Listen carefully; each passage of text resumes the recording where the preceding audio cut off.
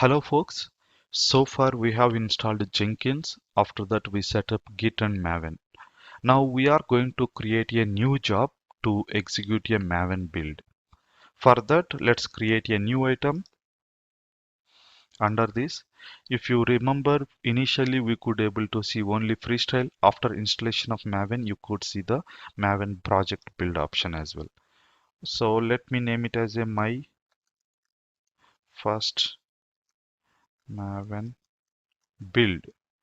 We are just going to do build and select Maven project. OK.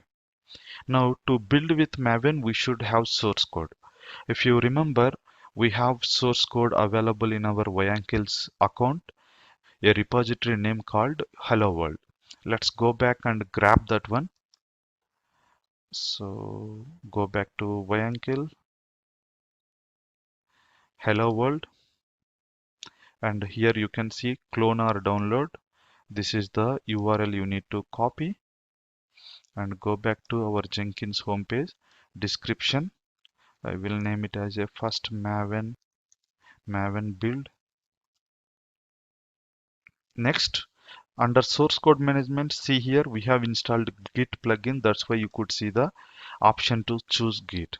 And while choosing Git, you need to provide the repository URL, nothing but where exactly the code does exist. In our case, the code is exist under Jenkins account and provide the credentials. It is a public repository, so no need to provide any credentials. If it is a private repository, we must provide credentials. To provide credentials, even we must add it under Jenkins.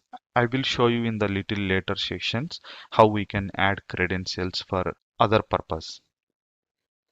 And branch, we are pulling this code from the master branch. If we go to our GitHub repository, you can see the branch as a master. We are pulling the code from master branch. Then we have a build. While building, Maven should require a pom.xml. This pom.xml also should be available in the repository. If you see here, there is a file called pom.xml. This file is needed to build using Maven. And goals and options. Hope you know there are various goals to build with Maven, but in our case we start with clean install package. Okay, these are the goals I'm using. After build, we are not choosing anything because we are just going to test how build is going to happen through Maven. Apply, save. Now we can execute our job by choosing option called build now. If you want to change your job, go to configure and edit your job. Here you can change it. Nothing to edit in my case. Go back, build the job and build history you can see here. And this is our first build. Let's open the console output.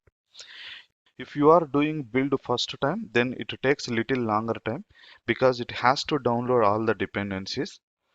Let's wait until this job get completes because it has few test cases as well.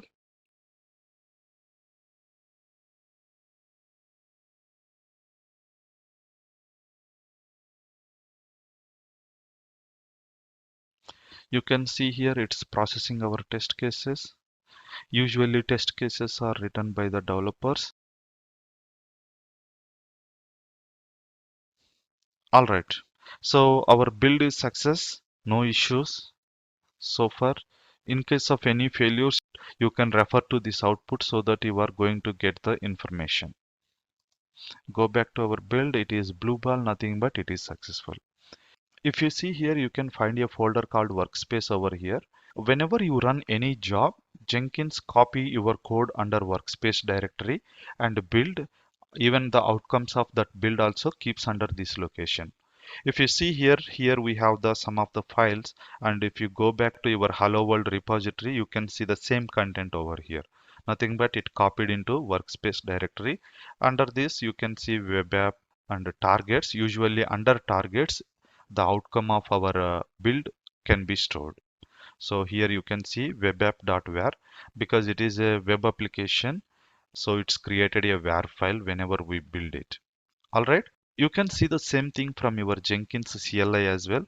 Go to your Jenkins server, and usually it will be available under slash var lib Jenkins workspace. This is the default path. If I give ls, so far we have ran two jobs. You can see my first job, my first Maven build.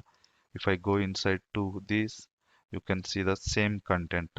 Docker file is there, which we are going to use in the later classes.